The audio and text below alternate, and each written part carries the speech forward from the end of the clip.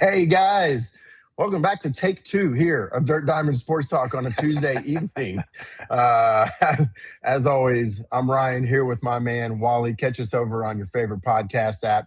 We are now live on X and YouTube as well. So feel free to hop on over there, leave a comment, ask a question. We really love to engage with everybody that's paying attention to the show. If you want the audio version, hit the podcast side. If you want to see our pretty faces, go grab us over on YouTube. Spotify does a video podcast of us as well. Wally, man, we're going to try to keep it a little focused here this afternoon. Going back to talk about how the Astros took that series from the A's here at home, but still kind of left us with a few questions based on that performance. Spencer Arrighetti, man, looks like one of the best stories in baseball right now, but there's some numbers underneath the hood of that deserve a closer look. And then we'll zoom out across some of the MLB and ask which teams still have time to make ground and maybe turn a disappointing start into a real run, and talking about turning a disappointing start into a real run. I don't think there was a lot of confidence that the Astros were going to play super great against the A's. And again, like I said, there's still some questions about it. They took the homestand, which was nice. 2 out of 3. Man, that second game was ridiculous. Jordan's grand slam. Altuve comes back. Lamont Wade, who, again, we talked about the spaghetti against the wall theory, came in and actually contributed. What did you see during this A series outside of, we'll get to Arrighetti's performance here in a second, but what did you see during this A series that might have given you a little bit of confidence that this team can play with some guys, young, good A's team? And what are some question marks that you have still about this team right now? Well, the thing that was good is they took a team that they should win a series against, and they won it. They won 2 out of 3. That was very disappointing. Burrows continues to be a disappointment in the season with all the hope he had in spring training. Hopefully he'll figure it out. But when you look at the team, Lambert continued to pitch well. Tatsuya Imai has continued to do better. Each of the starters went 5 innings. You'd like to get 6, but it's better than the 3 or 4 than we were getting earlier in the season. The Astros have won 10 of their last 19. Can they make a run? We'll see. You mentioned Lamont Wade in true Astros fashion. He comes in, plays 3 games, gets hurt with a hamstring. So he's down. Joey Loperfido's up. The good news came in through the weekend where they came and played the Angels, and they won a game that they really probably should have lost last night. Yeah. Jose Altuve does this crazy run from third base when it's truly an infield fly. You don't do that against the Braves. You do that against the Angels, and you figure the Angels are not gonna execute, and that is what happened. That is exactly what happened. It was not a great throw, but it's a throw that Logan O'Hoppe needs to catch and needs to make Jose look like the terrible base runner that he can look. How he can look sometimes. But the wacky thing about the game last night, from a batting standpoint, is the Astros had 6 extra base hits. All of them were doubles. Yep. Crazy. I'll tell you what else I liked about the game last night. Hader continues to look like we hoped Hader to look. He did. Bryce Matthews just threw an absolute seed to home plate. Bullet. I mean, it was just a perfect throw. Nailed Trout. And then they turned it over to Brian Abreu. Abreu was the one that he had one bad pitch. It wasn't terrible. It was up, but it was out, but it was up. Bryce bails him out. And then the last couple of guys up, Abreu looked great. He was cutting loose. He was cutting loose fastballs at 97, spotting his slider. If the Astros are going to make a run, Abreu's got to be part of it. He's got to be We part of said it. it. We said last show or the show before that, do you cut him? Basically. Yeah. Yep. Yep. And, that's why those guys are in the position and they know more than we do. That's You know, that's true. That's true. I mean, it the thing I think about, man, about Abreu specifically, and this bullpen in general over this last little stretch here, was that I think the team needs to feel like they can actually trust the bullpen Yep. and that they can pull those guys in a situation where you've got a tight game against a team who knows how to score. I mean, you've got a couple of guys over there on that Angels team that can hurt you if you're not Yep. careful. And I think that building that trust back in the back end, specifically the back end of the bullpen, you think you've got plenty of decent guys that can come in mid game and at least give you a couple of innings and pull some outs. But in a tight game like that, especially going into extra innings, having Hader hold the game and Abreu come in and close the game, man, it felt really good to watch that game finish up the way that they did. Sure, it was close. There were those crazy plays at home, and saw the different pieces and nuances of that game. But if I had to pull out kind of my key point to that game being won, it had to have been the Hader Abreu performance there in the 9th and 10th for sure. Yeah. And Christian Walker made him pay. The in the 8th inning, I believe it was, that the play that forgot who it was that hit that ball down the third base line, and it should have gone. It was going foul, and both TK and Blum are like saying, "What in the world?" That was Pena that hit that. Wasn't it Pena? Ball up. I think it might have been. It was Pena. Then Pena stole second base. Walker Jordan struck out on a curve low and in, and he was fishing for that low and in curve ball all night. He wanted it, and so then bad. Walker comes up and just hits an night. It's an absolute rocket to center field. Yep. I think you know what it is with Walker. He got rid of that mustache. He doesn't look like your typical. He doesn't look like your typical Texas firefighter anymore, man. No. He looked like one of the village people. He did. Oh my gosh. He looked like one of the village people with that mustache, and it's like, get rid of it, Christian. Oh man, that was something. What would the Astros do without Walker? I think that there's a good argument to be made that this team would be tanked without Walker. And honestly, without Paredes too. I think the two guys over the offseason that people were clamoring to do some trade deals. And of course, you don't know what they would have got back for those guys and how that would have truly played out. But hindsight's always 2020. But looking at what this team in the thin thread that it's been hanging on and staying at least somewhat competitive in the West, at least.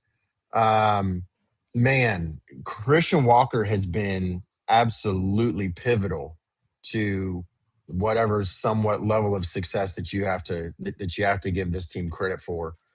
And I don't believe that he gets enough credit from the fan base necessarily for playing the role that he does and has so far in this season, especially through that first part of the season when everybody was just getting knocked off and hitting the IL. Yeah, when you look at Paredes, he's one of the guys who's continually been there. Mm-hmm. You look at the three guys that are there. It's Jordan, it's Paredes, and it's Walker. They haven't been hurt. They've been consistent. They've played well in the field. I think when you look at Jordan, he plays left field. When he plays out there, he's fine. Oh yeah, he's not super fast. He catches everything he gets to, and you do not run on Jordan Alvarez. No, you won't. You won't run on Jordan. you don't run on Jordan. If people want to talk about Jordan, look at the arm. It is accurate. It is strong. He gets good reads on the ball. When he's coming in to catch or throw a ball, he catches it in the right step and gets rid of it quickly. Yeah. I mean, there's a good reason he's not out there, for me, it's not ability. It's more about No. keeping those legs healthy. Yeah. He's had Yeah. too many leg keep him issues off over his the feet. years he's had too many leg issues over the years to where you don't want him out there sliding into a tarp or something like that. Nope, not at all. I think that's it's interesting though. I don't know what they are now, but there for a while, Jordan was better when he was playing in the field than he was as a Yep. DH, Yep. and offensively. And I don't, he hasn't played enough out there for I think there's to be enough of a sample size to say that that's the case anymore. But yeah, Jordan's he's the complete package whenever you really kind of look at that. But yeah, you just got to keep him off his feet because that's a dangerous proposition. There is putting him out there too often. Speaking of You mentioned the Angels game, go ahead.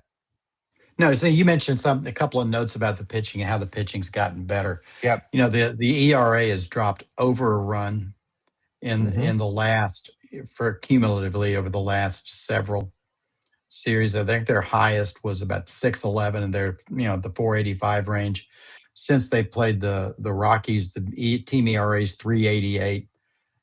Starters 4.14, but the bullpen's running about a 3.50 ERA over since the Rockies series. The one thing that we want to look at with the pitching is we hypothesized that when Hader came back, kill that bug. No kidding. What the hell was that? Well, I don't know. You got a massive science experiment going on over there. I don't know where that came from. Just showed up. Now that they've got the Hader, show. Yeah, man. Now that you've got Hader, you're in a spot where everybody knows their role. When Abreu had to come in, I just you just have the feeling he was there because the closer had already been there. It's my turn now. He didn't have to do anything more, and he was comfortable doing. Yep. So back to what you were saying. Well, I was just going to say, speaking of pitching, Arrighetti, he's one of the greatest. I think he's one of the best stories this year in baseball. The guy didn't get to start the season on the big league roster. All the injuries happen. They turn on the red flashing light and call Spencer Arrighetti back. And since Hunter Brown has gone down, Spencer Arrighetti has thrown this team on his back and been the ace of this team. We've had decent performances out of some of these other guys, for sure. Peter Lambert has been a godsend for this team. Imai coming back has shown what we were hoping that he would show. But Arrighetti he's carried this team on his back from a pitching standpoint. And his start last night, even where the command wasn't clean, he kept the Astros close enough for this late game craziness to actually matter. I think one of the things with Arrighetti, and you brought us up before we started hitting live on this, he's gone from a depth guy on this team to a headline pitcher. But there are some underlying numbers, I think, that say there's not potential for this wonder season to turn around into something not great. But there's just some points of concern that I think you and I have both kind of seen from one from a kind of a command standpoint to a contact hit standpoint, that really, when you look at some of the underlying numbers, there's some things that really kind of make you wonder, how the hell has this guy been as good as he is? Yeah, one thing you can say with Arrighetti, he knows how to work out of trouble. He's worked out of trouble. He's worked out of trouble all year. He leads the league. He's tied with two others with the most hit batsmen. He's hit 10 batsmen this year. So that'll tell you something. One of the things that Spencer has lived on is that he has not given up many hits. He's given up lots of walks, and he's hit lots of batters. He's only walked less than 2 batters twice. He's walked once against the Rangers. He walked once against the Yankees. He's hit 6 guys in his last 4 starts. When you look at the number of non-base hit batters that have reached base, so if you're talking about singles, doubles, triples, as one data class, walks and hit batsmen as another class. He has walked or hit batters that make up 54% of his men that have been on base. To give you an idea what that looks like for some of the key big pitchers in the league, you've got Mizorowski, who's somewhere around 30%.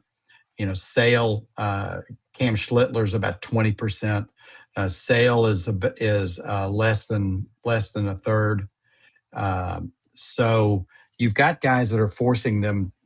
They're forcing batters to hit their way on. The thing with Spencer's, when you start walking batters, it just adds more pitch count. When guys get a hit, it's about a 3 pitch at bat. When you walk a guy, it's 5.5, 6 pitch at bat. So if you're doing 4 of those a game, when you should be doing maybe 1 or 2, that's an extra at least half an inning that you can't go. Well, Give Spencer credit. Give him credit. He's learned to walk. And he's got something that most other pitchers don't have in this day and age. He can drop a curve wherever he wants to. Just a good old fashioned curveball that most guys don't see, and most guys don't have, and batters don't see. He's able to make the big pitch, but you just wonder, are the batters going to get to a point where they say, well, this curve comes, I'm letting it go, and I'm just hunting fastballs. Yeah. Well, and I think that, when you talk to people that really know, obviously you've got a lot of surface level fans that just look at 7-1 and a 2-something ERA and go, he's, ace material. This guy's the next best thing. And you look at the underlying stuff that we're talking about. He's great at escaping trouble. My concern about that is that if you keep inviting trouble over, eventually, trouble's going to bring its friends.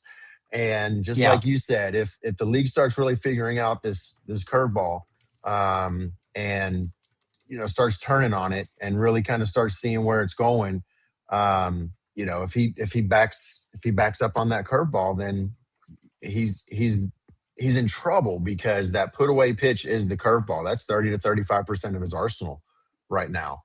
And when you start mixing that with traffic concerns, I think you have an expected number warning alarm that should be going off, because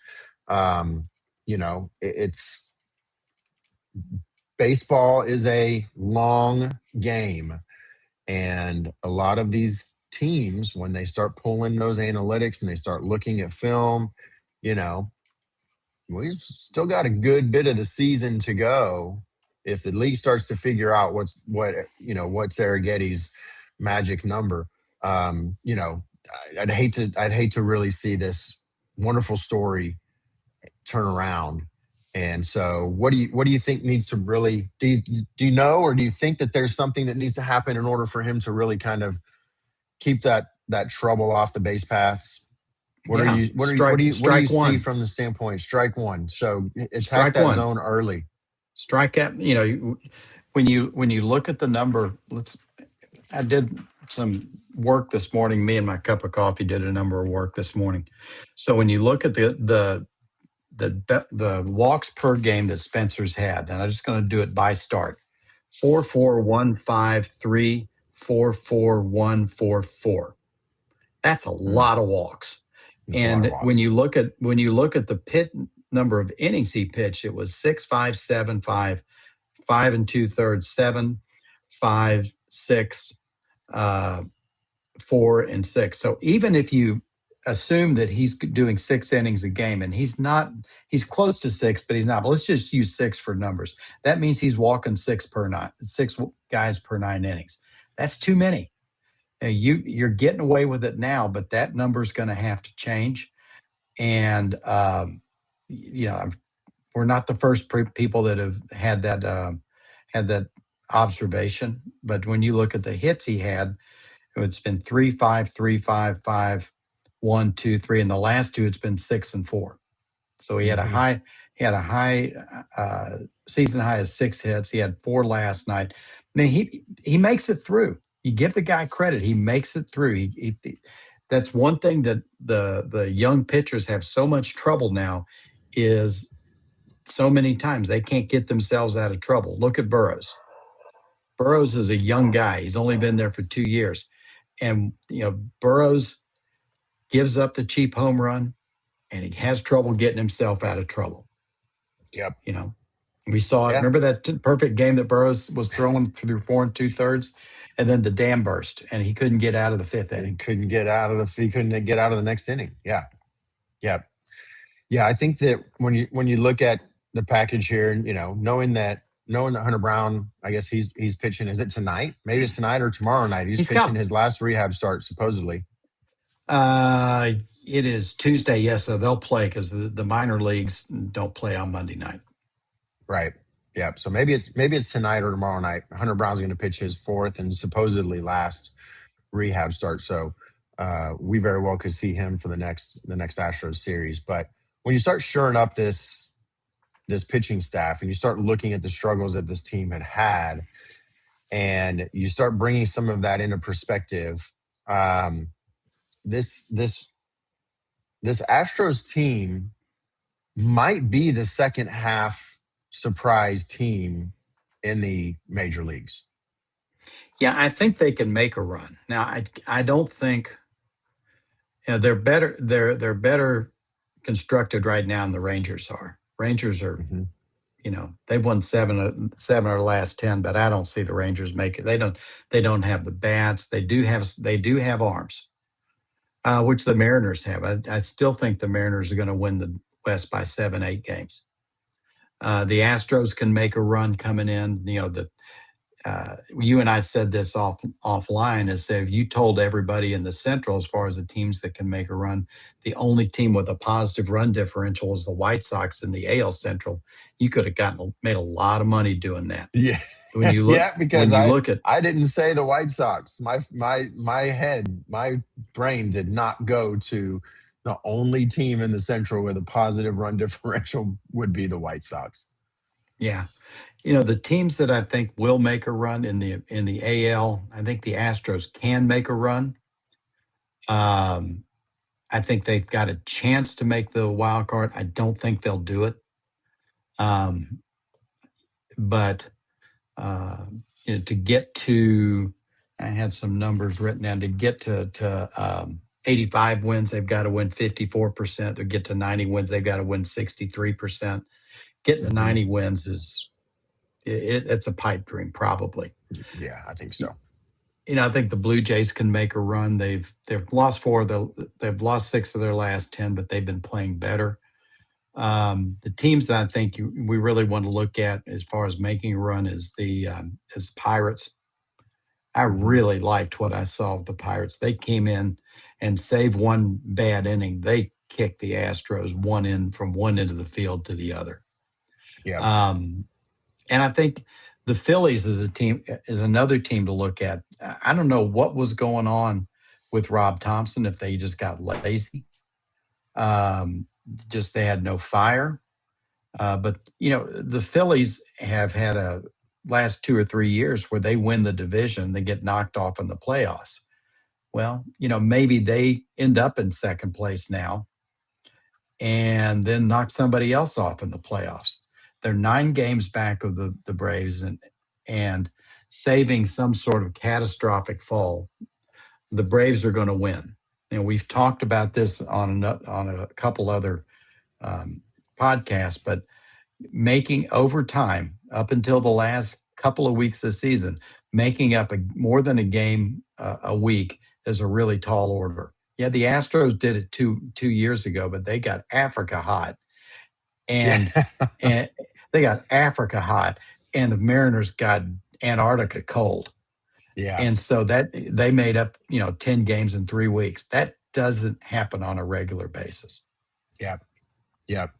One of the things that I think is interesting to look at about the Mariners, there's still only a 500 team against over 500 teams.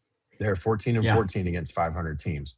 The only team in the West right now that has a positive win percentage against 500 teams is the Rangers.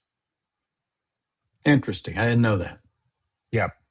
They're 19 and 14 against teams over 500. Everybody else is under 500 against over 500 teams. That's Or interesting. the Mariners being 14 and 14.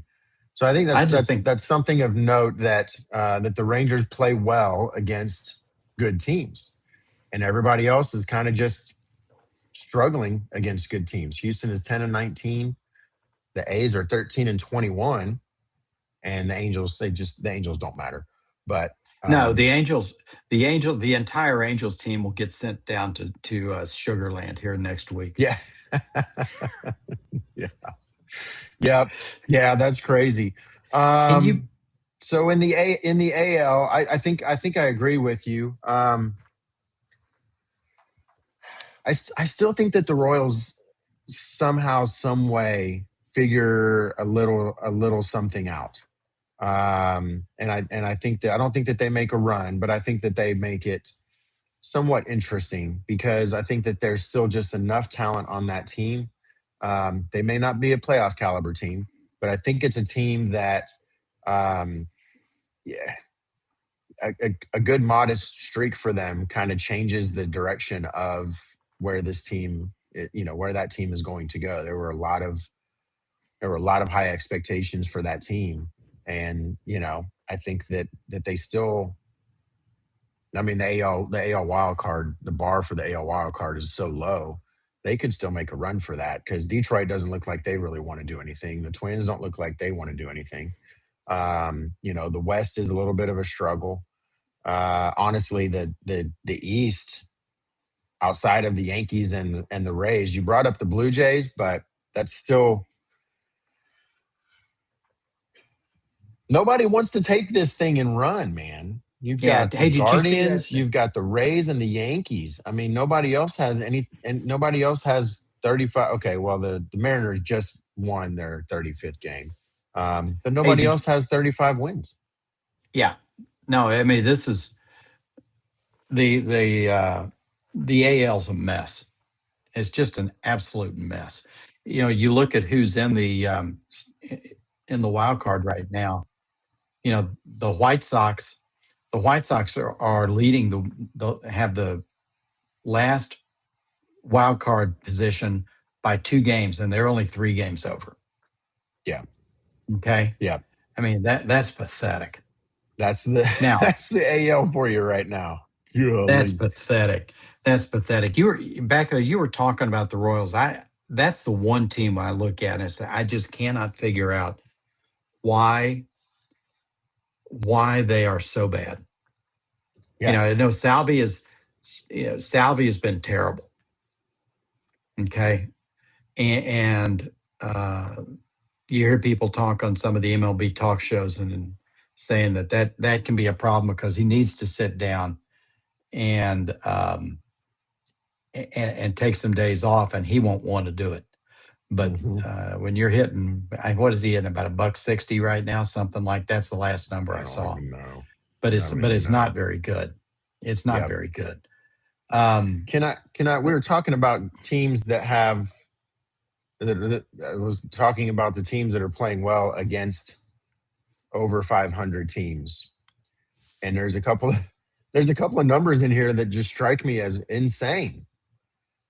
The Yankees at 39 and 26 have only played 15 games against over 500 teams, and they no. are 5 and 10 against over 500 teams.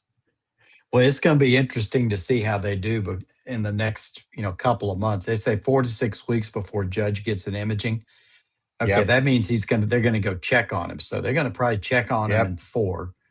They're going to Yep. say, okay, Aaron, you're close. So at 6 weeks, you start ramping up. It's going to take at Baseball least three. activities. Yep. Yeah, it's going to take at least 3 weeks, maybe more, to get him into baseball shape. So Hmm. this is a 2.5. This is a 10-week deal for them. What There are The two Yankees teams have in is the pitching. American League. Yes. There are two teams in the American League that have winning records against 500 or better teams. The Texas Rangers and the Tampa Bay Rays. Yeah, That's it. that's Two incredible. teams. That's incredible. The Mariners are 500.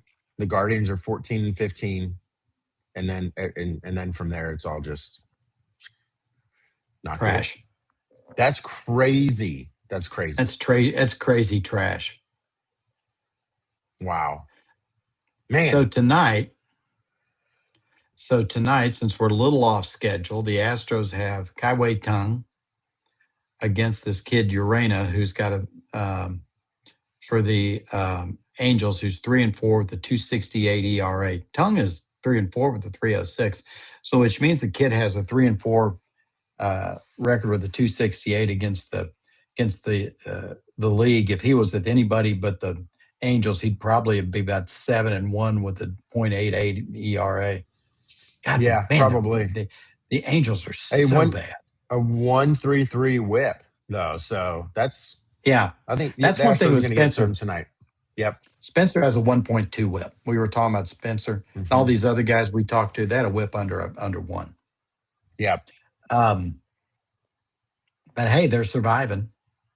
And that's I guess that's the thing. Has that not been the MO of this team for these last couple of years when they've struggled with injuries and not great roster moves? They survive. They're always kind of there. They stick around. They still make hay. They're still the talk of the league. People are never counting the Astros out ever. And I think that's something that says a lot for this team. Let's get some consistent wins. A 2-3 series against the A's. That's a series that you need to sweep. I don't want us to get too excited about 2-3. 2 out of 3 2 out of 3 series wins against teams like that you should sweep.